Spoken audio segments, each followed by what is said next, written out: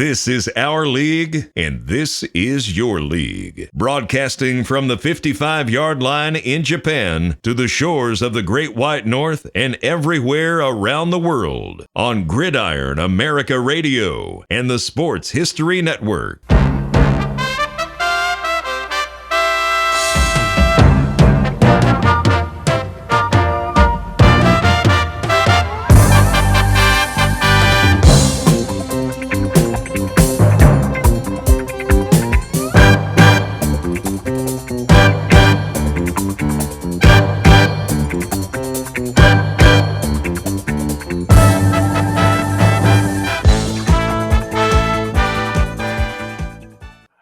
Everybody, welcome to From the 55-Yard Line live stream on YouTube. It's Dave and I tonight, and Fran is quote unquote on assignment. He's off. He's got some time off, so he's taking a little time away.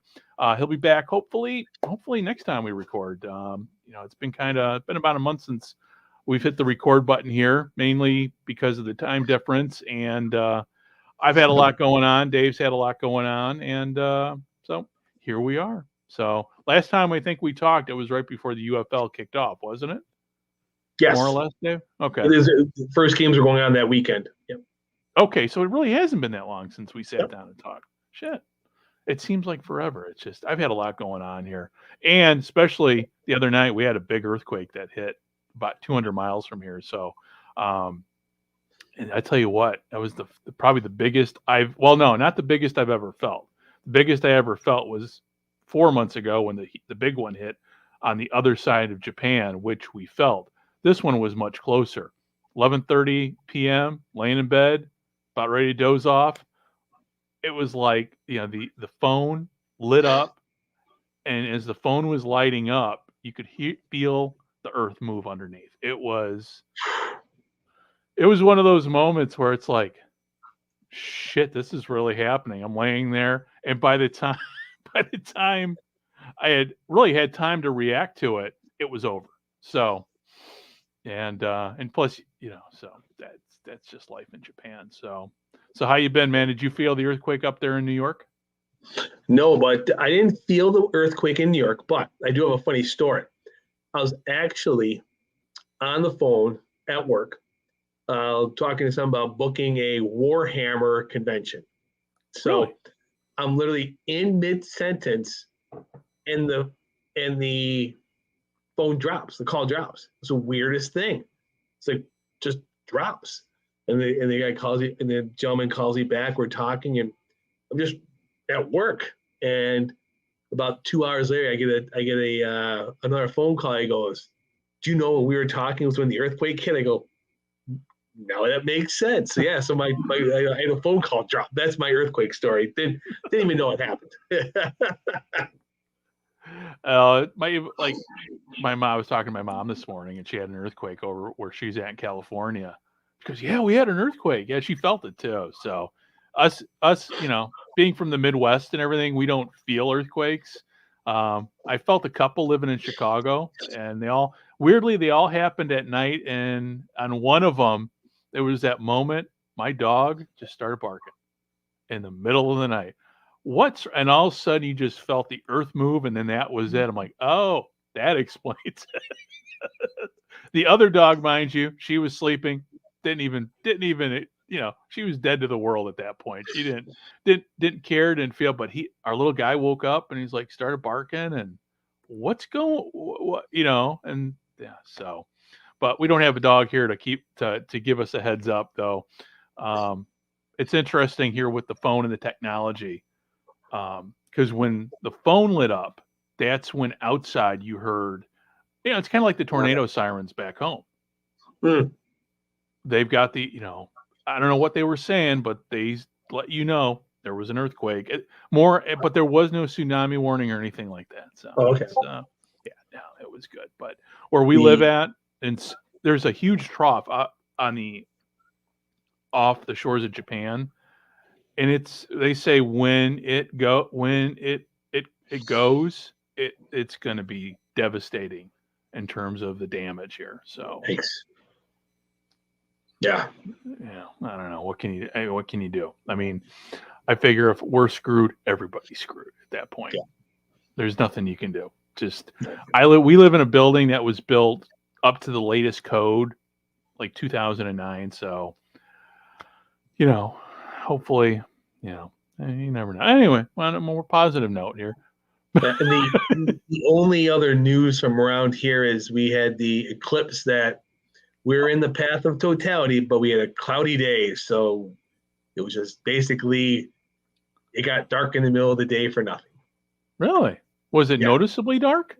Oh yeah, it was dark. Oh yeah. Really? So we actually went, took the family to an actual eclipse party. They had bounce houses for kids and stuff like that. And then you went outside and we had the lawn chairs out, and it got dark. It felt like night for about 3.5 minutes. Wow. Basically, you sat there, and from the west, it was just basically all of a sudden you see the darkness creep at you, and then you're in pitch black, and then it goes across. And then 3.5 minutes later, you're watching out, and it just starts getting light, and just comes right across, and you're back to what it was 10 minutes ago. Yeah, no, I was. It's interesting because down in Southern Illinois, down in Carbondale, Carbondale was part of the last, a few years ago, the last total eclipse, and they were in the same way this one too. So it was, watching the news back from Chicago and watching all the coverage there, all the news, everybody from the Chicago news, all the news channels were down there covering it. So it was, and I wish I could have experienced it, but I guess I think next year we have a partial eclipse coming here, and then a total solar eclipse in about, say, 10 years. So hopefully I will still be here. I have no plans on leaving. I have no plans on coming back to America unless it's in a pine box. So, that's the plan, is to be here. And it's funny too. I think in between the last couple of weeks, it got me. I don't know why I didn't bring one of my telescopes with me, but I bought a new telescope, a cheapie. Nice. So, I can be, a gentleman, amateur astronomer here. But it's like around here, there's so much light pollution. I mean, obviously the moon and the planets I can see, but in terms of constellations and stars and stuff, it's kind of hard. I mean, there is really a ton of light pollution here. So, but, I've got the telescope basically to look at the moon, look at the planets. Cool. From the balcony. So anyway, so speaking of planets and aligning and everything, how goes the UFL? Are the planets and stars aligning for the league, or is it are we kind of a continuation from last year in terms of what do you think in terms of the reception, attendance, and all that? Do you see any significant difference from, say, how the league ended last year? Specifically the XFL? I think the TV ratings are good. I mean, I'm not sure.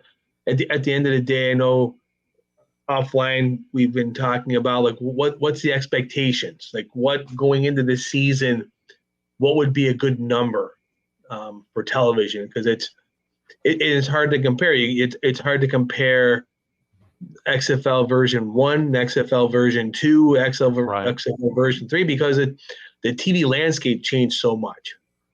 Even just in the last year. Yeah. Oh yeah. I mean, I think that the numbers on ABC have been great. An afternoon game on ESPN, I think that's just a tough sell, period. I at least looking this week, I think this week's games, I don't mean to say always look ahead to next week or let's see how this goes. I mean, this week we have the afternoon game is at 12:30 and it's on ABC. Okay. I think that's going to be good. It's going to be a good time slot, a good football time. And then you have two different games on Saturday night at 7:00 on Fox. So you're going to get, depending on where you are, which game. And then Sunday is going to be interesting with FS1. But I think that's the mode that they're looking to. I think they're going to try to go the games at night. Now, granted, the ABC afternoon game is they do college football at that time, so a 12:30 Saturday football game is not uncommon.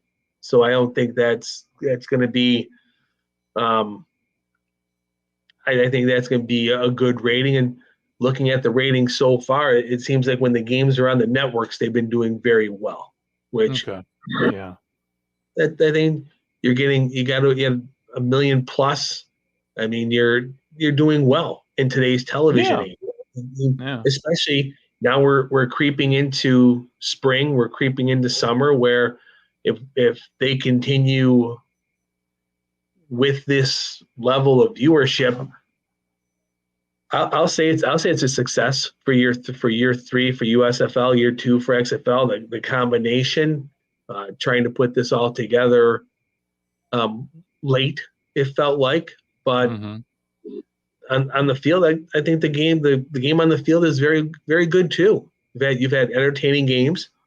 Well, which and just looking at the write-up, because I've been living with the write-ups and everything, because honestly, me just trying to watch a game is kind of, even like, I've been kind of tuned out of the football world in North America, including the Mexican League. I wanted to do the Gridiron Mexico thing, but just with time zone change, and I've just kind of found it hard just to set aside that time with so much any other things going on with me, but with me here in Japan. But when it comes to the level of play, that's the thing. And reading everything, the level of play has been great. The games have been great. So the on-field product, I don't think anybody, for as much as I give UFL fans or XFL fans a hard time, the quality of play has always been great. It's just been more the hype and everything that I've and the constant spin about how great things are without any critical analysis of, okay, how do you make this better? How do you, but with all that said, the on-field product has always been great. So, but going back to what you said in terms of just where it's at right now with TV, they stay on network TV, then I think there's a chance that,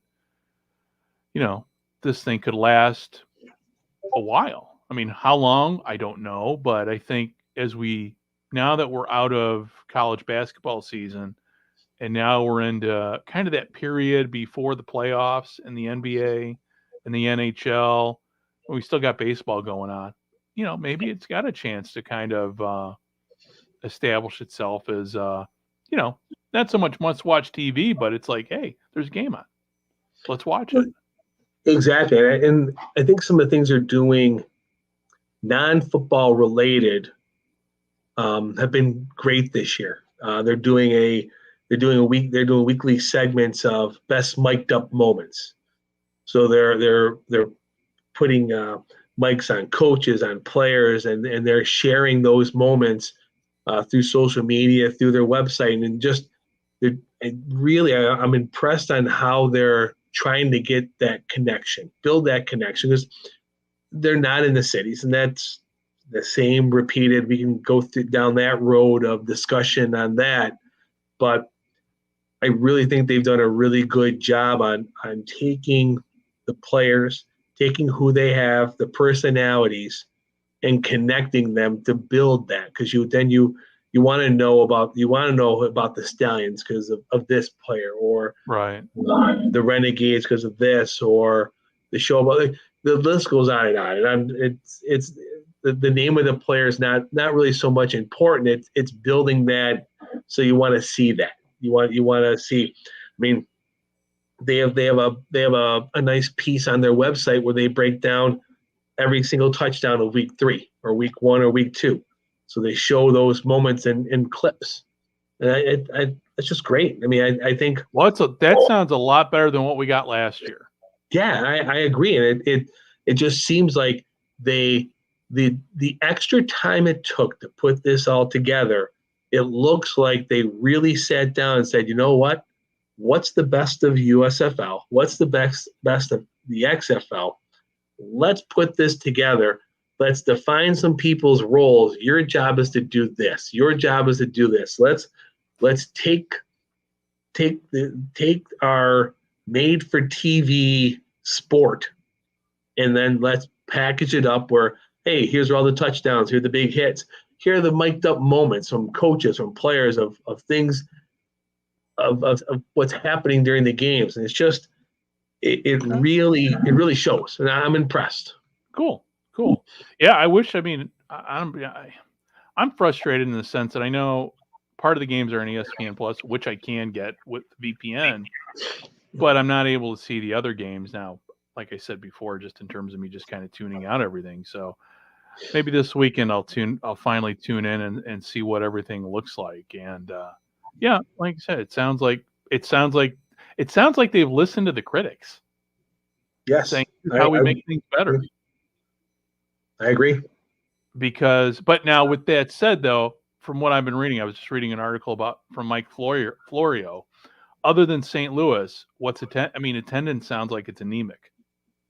It's not great. It's not great, but I'm not sure. Once again, I'm not sure what the expectation was. Right. Were the Michigan Panthers going to draw 40,000 a game? No. That's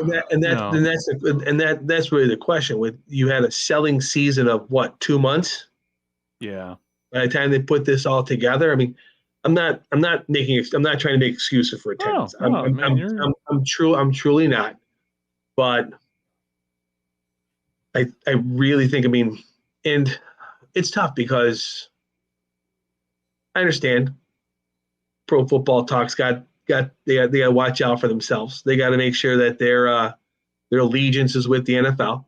So They're gonna, I'm not saying they're taking shots, but it's a valid point to bring up. But it's really only a problem for the UFL, because if they're not making enough money, someone's got to cover that cost. Yeah. But I really think with just 8 teams that they had, I mean, when we've talked about this before, like you have the doomsday budget, you have the okay budget, and you have the best possible scenario budget. So I think they're hitting the expected budget, which I think is what they planned on. Okay. It seems like they've also streamlined a lot of things as well.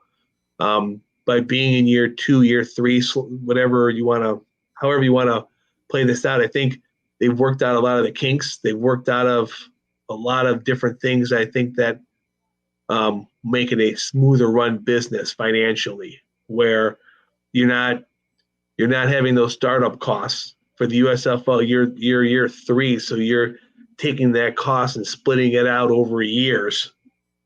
So now you're at the tail end of that initial spend. So how that positions you moving forward. Like I said, I'm getting into the weeds here on the financial side of it, but I think I know the seems like they're adding sponsors, whether it's the broadcast website, whatever the case may be. It seems like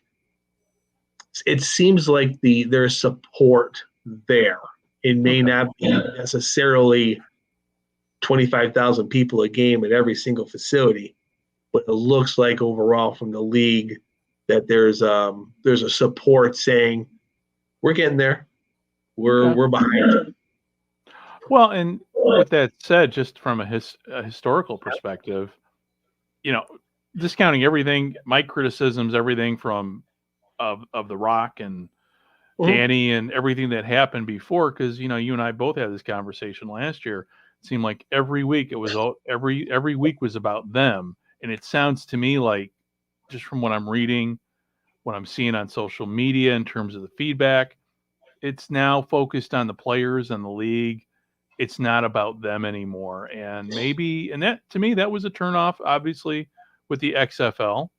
The name XFL was a turnoff too. It just sounds to me like they're at least listening to their critics, and hopefully it will grow outside. And that's the other thing I've always had an issue with how the spring leagues have catered.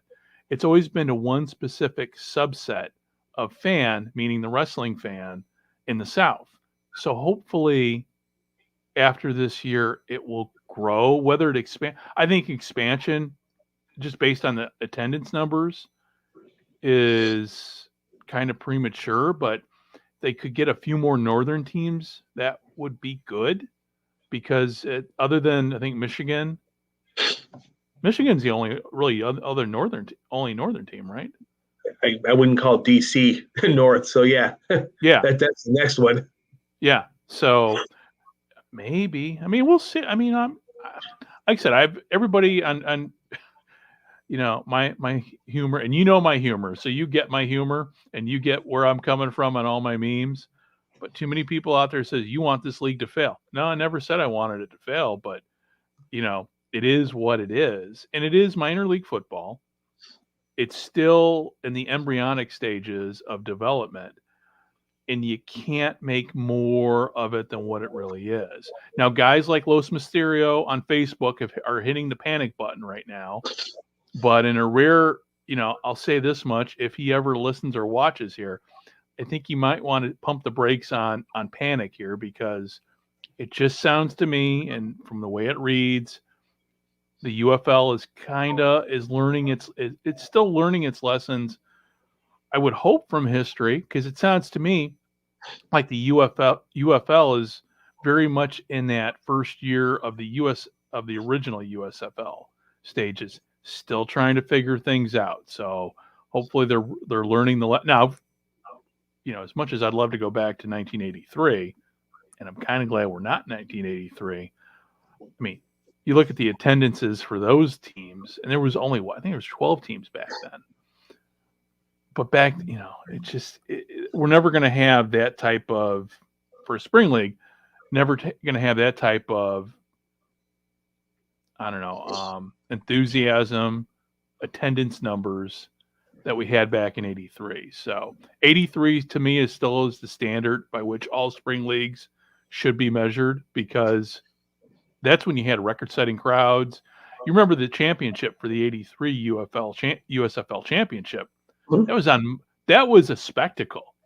That was a great game, and it was a spectacle. So to me, hopefully they'll get there. And I guess that's what I'm trying to say. Hopefully it's going to succeed. And you had the bad teams. You had the bad teams in '83 in the USFL. So you had your Washington Federals. Yeah. But one of the best logos in the league, I still say, though, that was the one thing about the USFL compared to the now. Man, the uniforms and logos were much better back then. But that's just me. Well, it is, but we've also had 40 years of staring at them to enjoy them and bring out the folklore. And then now it's become mythical, the USFL. Yeah. When those crowds, even go back to the World Football League, when you find out that they're announcing 50,000 people, and I think it might have been Philadelphia, and 44,000 of those tickets were given away. So right, it's one of those things where it was a wonderful time, but and we didn't have social media to keep them honest either. That was the other part of it. Well, and it was a time where we trusted them. I mean, right.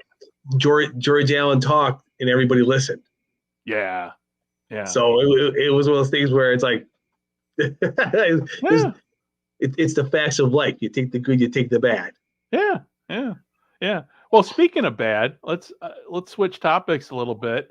Cancer murdered OJ apparently. So, as a Buffalo Bills fan, what say you? What say me? Unbelievable football player. Yeah. If I just separating the football side of things, really regret the Bills didn't put together a better offense with him back in the 70s. Nothing, like I said, Joe Ferguson was a very good quarterback. They had could name off all those guys from those teams in the 70s, but it was just too one-dimensional. The electric company, they like Reggie McKenzie, Joe DeLamielleure, they blocked for him. They got the 2,000 yards in 73. They just couldn't put enough of a passing game. You're not gonna win consistently when you run 44 times and you pass 10. And unfortunately what that offense was was really relied on O.J. Simpson to do everything, because honestly he could. I mean, those some of those teams, they had some very good years, they had some very awful years, but it was just, unfortunately, it was 9-10 years of just run. Hand it off to OJ, and the other part of that too is they had Miami Dolphins in their division. Oh yeah, no doubt. The Miami Steelers. And you had a solid 3-4 teams that every single year, right? Where you're. I mean, it seemed like every other year the Baltimore Colts had a great team too. Yeah, so they were right there in the 70s, and the Patriots would pop up every couple of years too. So it was Browns. Like, the Bills, the Browns and the Bengals too. Yeah, the Bills could go 10-5 and not make, or 9-5 and not make the playoffs back then. That regularly happened. So it's just tough. It's unfortunate. That's my. There was one thing from his playing days in Buffalo is I wish they would have put together a little better passing game to help him. I think that's the one thing that they really missed. They had great defenses back then too. And Joe Ferguson, like you said, was a good quarterback. In fact, he was such a good quarterback. I mean, he played in the league a long time. I saw Joe Ferguson play his last game. That's the only thing football history-wise that I still hang my hat on, and it's just a weird set of circumstances because this was back in 1990. Went down to Indianapolis to see. It was for my birthday. It was a birthday present. Went to see the Colts and the Dolphins play, and it was the Dolphins all the way, but they had, I think it was it Jeff George or Jeff True, but anyway, the first two quarterbacks got knocked out of the game, and in comes Joe Ferguson, and I just remember we were all sitting around there going, he's still playing? And he went in there for like the last few series, and then that was it. And then years later, I went into Pro Football Reference. I go, oh my God, that was his last game. So, but I remember him playing during the 70s. But like you said, he had nothing other than OJ. And actually, I think by the time I was watching, again, I was 10 years old, so 77, 78.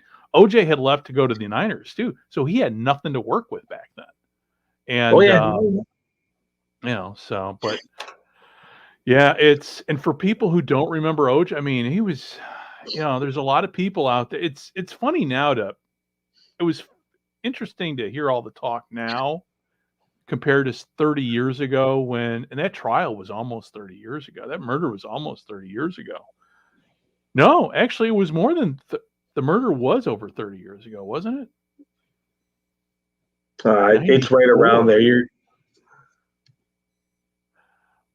But back then we all knew who OJ was, and now fast forward 30 years to watch TV and to listen to the radio and listening to Dan Patrick. It's like, now you had to explain, moving forward, have to explain who he was and what he was all about and why he mattered back then. It was I remember when the whole thing happened over here, people over here in Japan knew who OJ was. It was it's one of those pop culture moments that I don't think we'll get back. However, Trump's trial starts this week, so maybe we'll have that will take on a life of its own. But unfortunately, there are no cameras in the courtroom.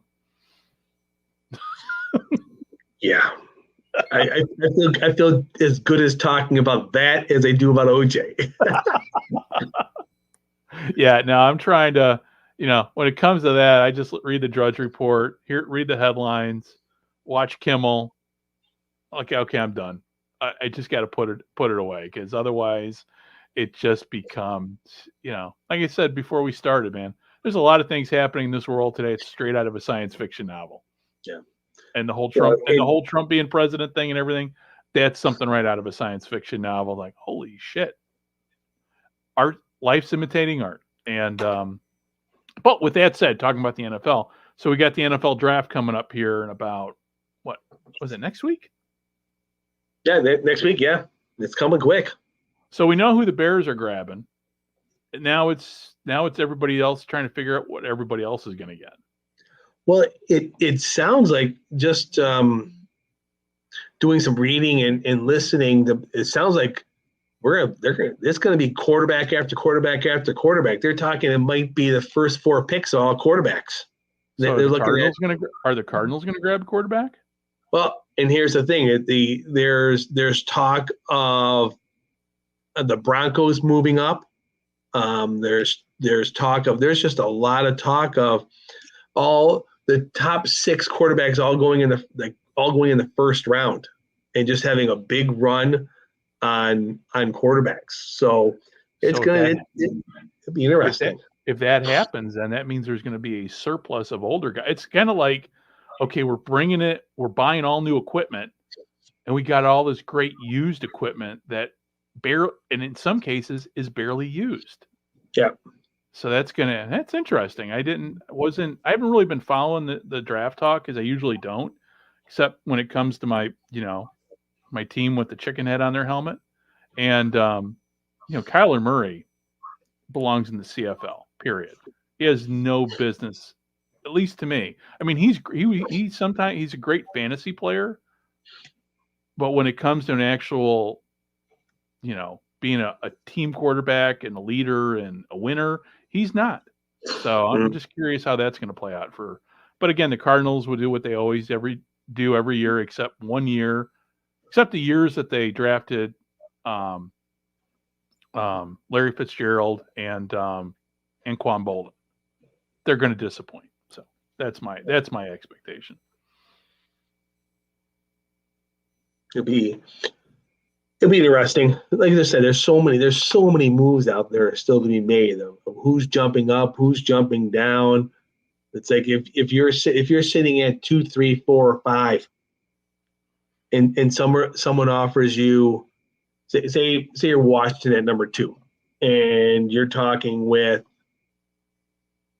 I don't know. I guess the question is who's looking for a quarterback? In essence, are the Chargers looking for a quarterback? Probably not. New England's looking for a quarterback, obviously. Washington, I would say, is looking for a quarterback. But at 4, how much time's left on Kyler Murray's contract? Oh, a lot of times left on Kyler Murray's contract. So unless you're able to trade him, you're not going to pick that up. So the Chargers, I don't see the Chargers. I don't see the Giants. At 7's the Titans. The 8th, the Falcons just signed. They're not looking for a quarterback now. Right. They got Kirk Cousins, right? Yeah, and then the Bears are back at 9. So, I mean, the Bears should be able to get a quarterback and a receiver, because there's so many great receivers too in this draft.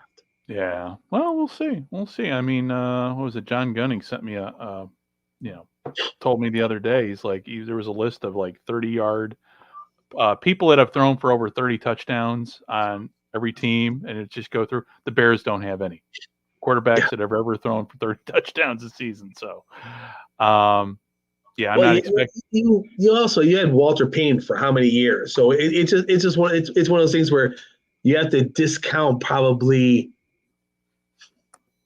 half the seasons of the Bears' existence based on the level of the running backs. Yeah. Well, and then there were the Jay Cutler years, and Jay Cutler was a great quarterback. I mean, he could have been a Super Bowl winning quarterback on any team other than the Bears, and he couldn't make it happen. So I don't know. I mean, it's always, when we're always looking back, that's the thing with the Bears. It's, Walter was a great quarterback, but they've had some guys come in who were good quarterbacks who could have done a lot if they would have had more around him, including Jim Harbaugh. Jim Harbaugh was a great quarterback. He was a winner. He was a tough guy. I mean, Jim Miller. Who else? Jay Cutler. I mean, there's some guys that they had that just even they had Doug Flutie for a cup of coffee, if you remember that.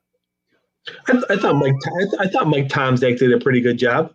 He was serviceable, but he wasn't. I don't know. I never liked Tomczak. I mean, compared to who was there at the time, compared to who was there. Right. But yeah, he was. I don't know what. Oh, he ended up playing for the Steelers. That's right. I'm trying to think where he went to again. Went to play.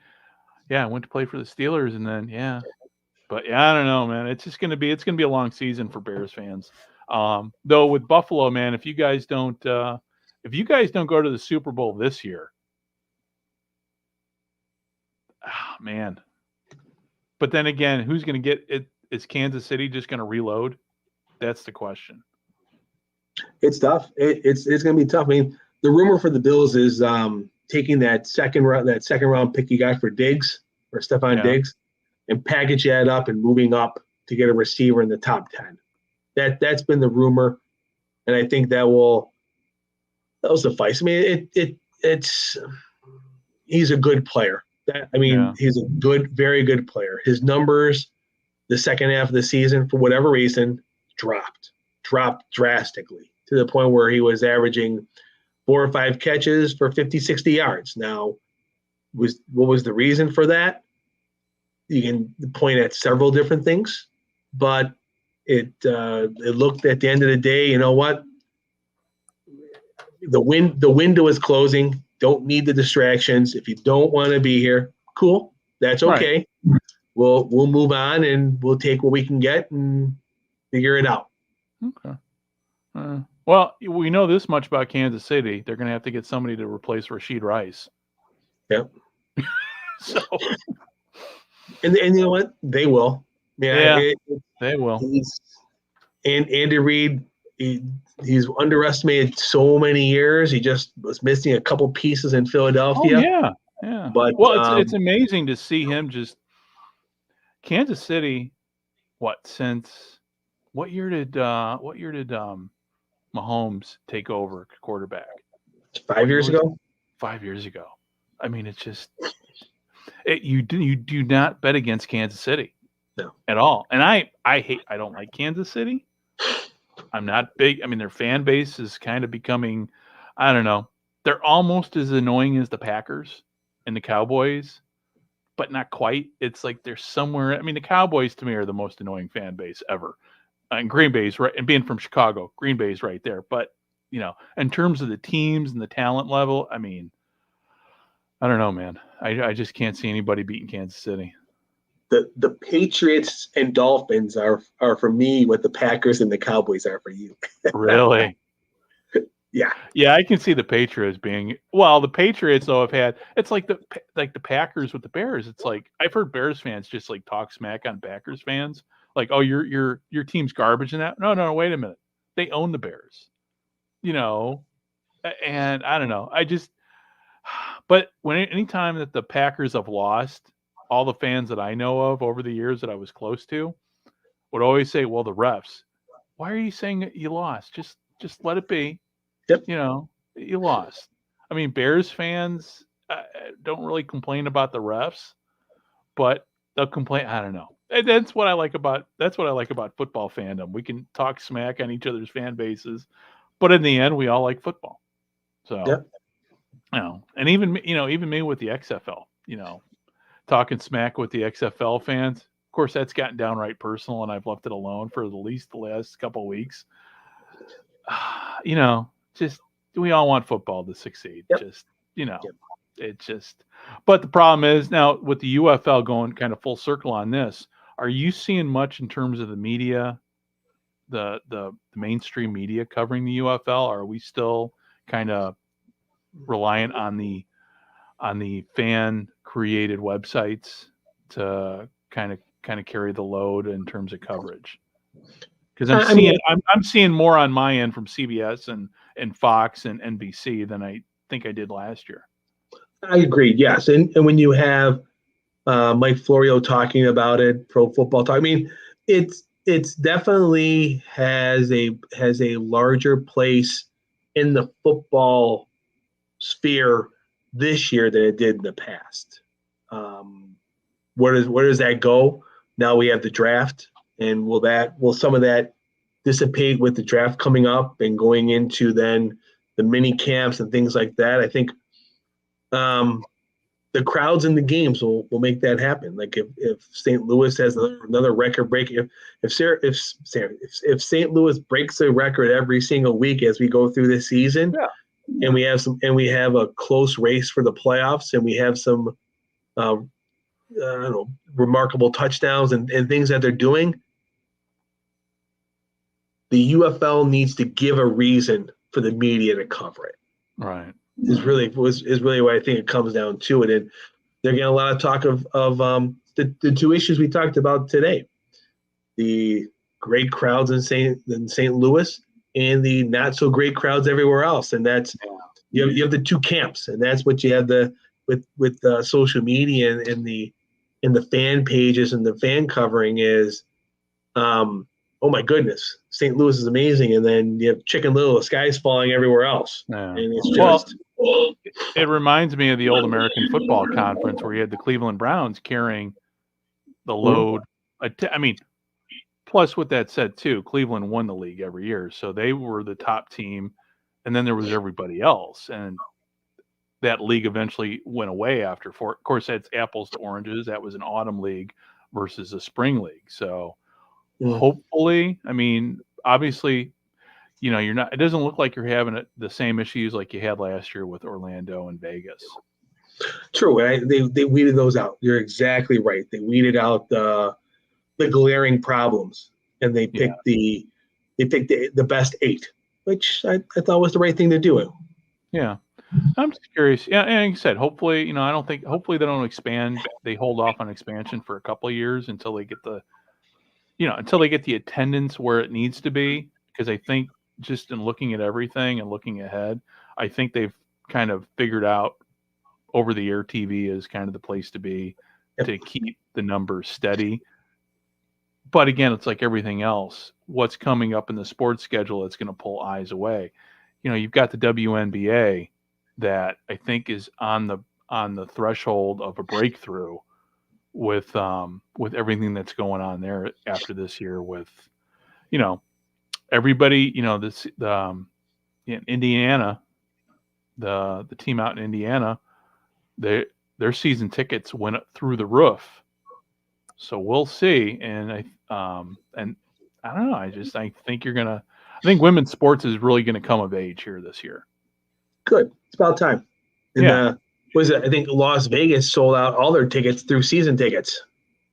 Yeah. The team that Brady co-owns. Yeah. And so it's going to be interesting moving forward. And I know here in Japan, we still got baseball going on, but I've yet to really focus in on baseball. It's hard, it's really weird because I don't spend a whole lot of, obviously the baseball games are on here at night, but I haven't really been spending a lot of time in my man cave at night. I need to change that because I need to have a baseball game on one screen and do my Commodore 64 stuff on the other screen and, all that good stuff. And in terms, but I think I'm trying to think last time. I don't even think we talked about it last time. Oh no, the last time we talked was about Shohei Ohtani. Oh yes, gambling thing. So here's the thing with that. Here, they're still talking about it. It's on the talk shows here every day. And I told my wife, I go, yeah, that's old news. Nobody's talking about it in the States anymore. They're trying here, but but there's no information. Here's the thing. It's like it's not, there's nothing, there's no leaks. There's nothing. I mean, even like, I'll be honest, when it first reported, I watched it, I heard the news, and then I stopped because it was just everybody wanted the click of speculation. So it was just getting more salacious and more crazy, and so many people were talking about how can you not know how much money you have? Like when you're that wealthy, you don't. Right. Like you literally have these people doing things for you because they can't afford it. Right. And the other aspect of this is Shohei Ohtani comes to the States, doesn't really speak any English. He's relying on people. I mean, I speak from experience on this. So people have access to pay his bills, this and that. I can see how this happens without his knowledge. He's focused on baseball. That's all he's known his entire life. So that's what he's focused on. people are going to take advantage of you, especially if you are a foreigner, if you're trusting in people. And, I hate saying that. I mean, you and I both know, neither one of us would trust somebody to pay our bills. We would take care of it ourselves. But I think in this instance with him, especially with the interpreter, man, if the interpreter's got a gambling issue, and that's how this happens, because you're trusting somebody who's got a gambling issue to take care of your bills. Yeah, your money's gonna disappear. And he was a friend. It was one of those things. Like, it's not like he was signed by the Angels. He was brought in, and this is who the Angels got him to be as interpreter. This is a friend of his who he trusted, and he gave this opportunity. He said, "Look, you take care of all this. I can't do all this and be the best baseball player on the planet." Right.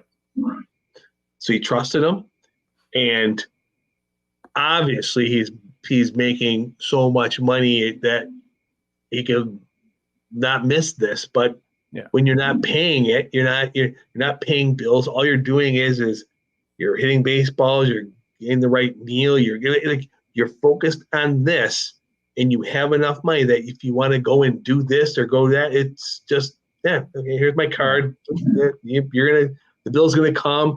Someone's gonna pay the Amex card, and I'm not gonna worry about it.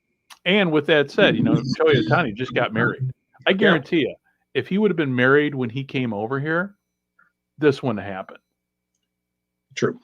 And I say that from experience, because, my wife takes very, very good care of me and watches out for me and watches the bottom line.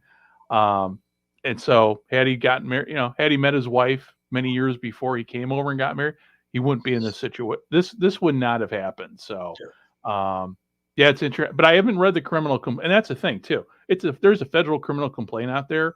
And speaking from experience and dealing with criminal complaints for 20 years, everything that you need to know is in that criminal complaint from the U.S. Attorney's Office. Because if it's not in there, it'll come out during sentencing when the probation office does their.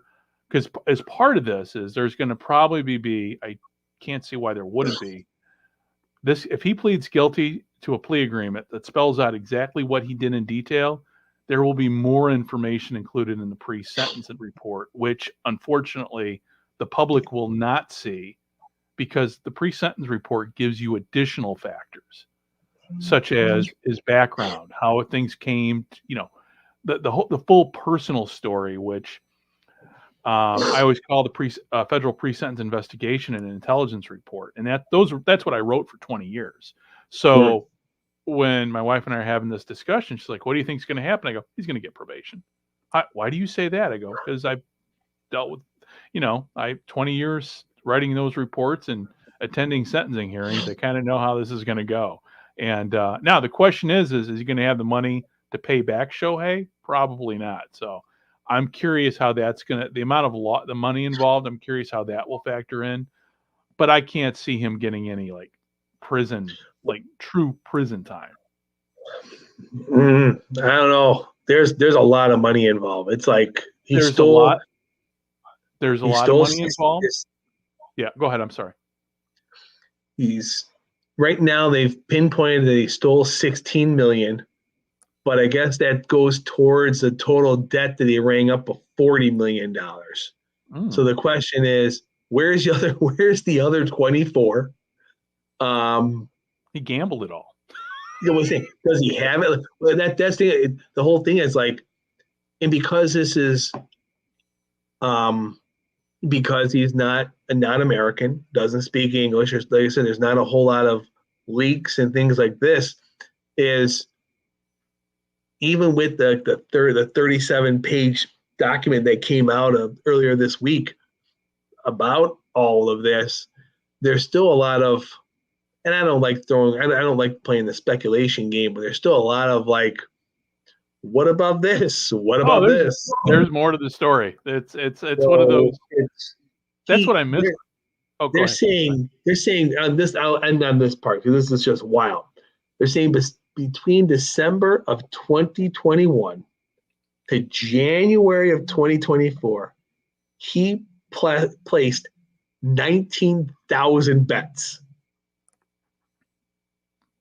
Is that even physically possible? Well, yeah, it is. I should say, but it's all. It is, but that's a serious problem. Like that. We're not talking about my parlay hit for the NFL this week. Like you're gambling on some serious stuff. That's when you know you got a problem.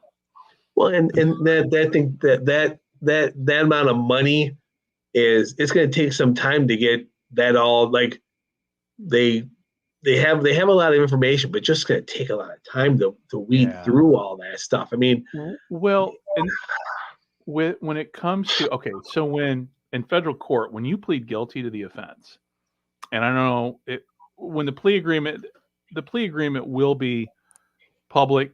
It's a matter. It should be a matter of public record. Mm-hmm. And what the plea agreement does, it'll spell out everything that he's agreeing to in terms of the sentence, and includes losses and everything. But when it comes to losses, you have actual loss versus intended loss, which is a whole nother issue that goes into. And again, I say this is that was my job to figure all this out for the judge. What was actual, what was intended. And sentencing law it's really one of those weird, it's a weird subset of criminal law. Sentencing law is very subjective, but in the end, it doesn't matter. It's really weird because no matter what I would come up with or what I would figure out, I would apply in terms of what the sentencing guidelines should be. The sentencing guidelines, basically, it's a number calculation. So a loss is, say a $4 million loss. I forget what it was, say 16.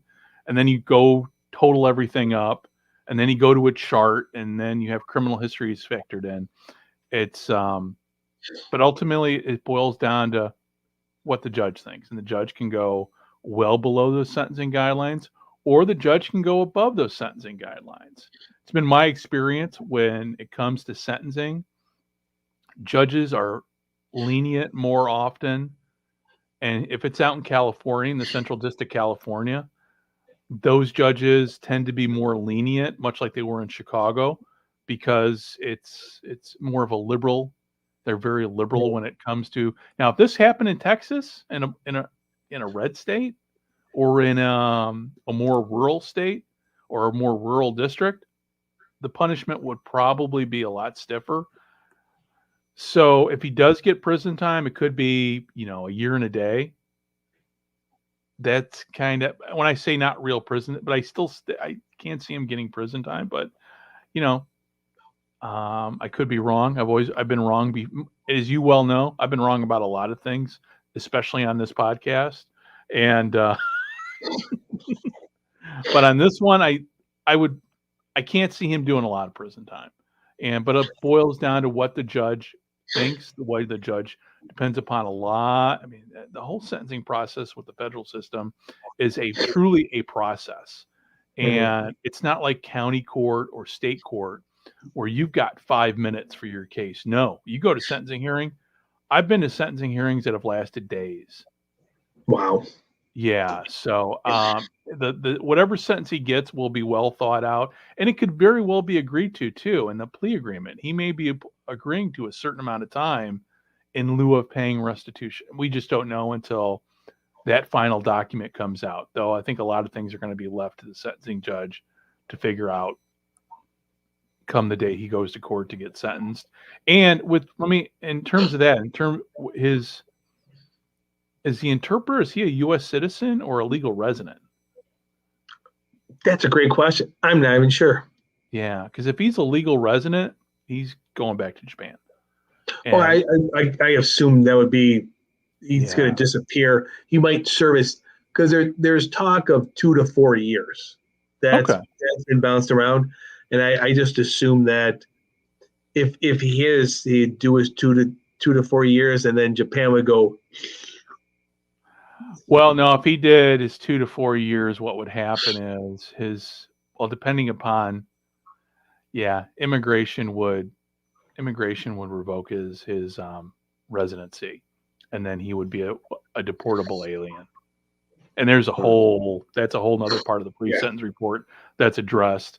Yeah, I like it's been a while. It's been almost 2 years since I retired. It's been a while since I've like looked at the type of work I used to do and going, oh, I remember how it was done. So over here, the biggest, I mean, that's still talked about. The biggest Ohtani news here right now is his contract. And the state of California is catching wind to how this contract was put together. Oh, really? So it's 10 years, $2 million a year. And then after 10 years, it goes to $68 million a year. But there's a kicker. That 68 is payable to wherever he chooses to live. So if he plays 10 years and retires and moves back to Japan, California doesn't get any taxes on that. Really? And California is like, we have to take a look at this to see if this contract is legal. Because now they're looking to see how does it impact, does it violate income tax laws? So the agency and the agents got so cute that the federal government, it's the California state government, but it could go farther up. They're going, oh, so this is what you're doing. And honestly, at the time, I don't think it was an egregious thing to stick it to California. I just think they were looking at creative math to be able to assign all these players and still stay under the luxury tax. Yeah, dealing with a byproduct of that, but California is like, this is interesting. Yeah, dealing with and then also too, there's the Japanese tax system too. He's going to have to pay. That's a whole nother. Yeah. I mean, that's I'm just glad it ain't me. I paid my filed my taxes. I'm done. But to deal with that type of stuff. Oh man, I didn't hear about that. So it'll be interesting. I'm gonna have to catch up. I'm gonna have to go research that and find out what what that's all about too. So, well, my friend, it's almost an hour here for us. So, any last thoughts before we sign off here? Right now, it's just you and I. It is late night in the 10:30 there up in upstate New York. Yep. And so we haven't. I think a few people have popped in on, just one or two people have popped in or stumbled upon the live stream. So hopefully after we put this to bed and hit the stop button, people will watch us. And hey, if you're out there watching for, and got any comments, post a comment. Tell us we're wrong. Tell us we're a-holes. Doesn't matter. Constructive criticism is good, and even criticism that's not constructive is good, because at least it lets us know that you're watching and listening. So, but with all that said, hey, thank you very much, everybody, for tuning in, and hopefully you'll be seeing Dave and I sooner rather than later, and especially as we get close to, Dave, that's the other thing too, man. We got the CFL season coming up here, so we're going to have to, in the next week or two, bring in some CFL experts from up north. I'm hoping to bring in, get my buddy, get our buddies from the Third Down Gamble podcast and over at the Turf District to come on and see where we're at going into training camp with the CFL, and get back kind of the roots of the show. A lot of crazy things this week. They released went over the salary cap. Yeah, that's right. You sent me that this morning. I saw that. So with three teams over the set, so how much is the fine? Or did they spell out the fine? I think Hamilton was like 80. They match it for every dollar you go over, you owe $1. So Hamilton had to pay like $85,000. Wow. Yeah. Well, hopefully it pays off for Hamilton. I guess it's. Levi Mitchell isn't cheap. No, not at all. So we'll be bringing those guys on. Great, hopefully sooner rather than later, and hopefully we'll have Fran on next time too to talk up his around the leagues. He's been covering the UFL hard, so we'll need to get him on and cover down on what's been going on with the UFL from his perspective, and hopefully, hopefully by the time next time we talk, it'll, I think we're going into we're in week 4 now with the UFL, right? Correct. So hopefully by week 5, we get a good gauge as to where the league's going in terms of ratings wise, because I think looks to me like things have stabilized, and I don't foresee any huge drop in ratings if things keep going the way they're going. Just a matter of attracting new fans, and that's kind of what the league needs to do for long-term survival. So, okay, with all that said, it is this is Greg, and for Dave, thank you very much for watching and for tuning in, and we will be talking to you again very, very soon. Let me see here as I am still figuring things out as we go along. So, and hopefully by next time, we'll be getting rid of the StreamYard logo and replacing it with our own. So, with all that said, hey, thank you very much for tuning in and listening and watching us. And you can find us on the sportshistorychannel.com and from the 55yardline.ca. And with all that said, hey, thanks very much, and talk to you soon. Bye-bye.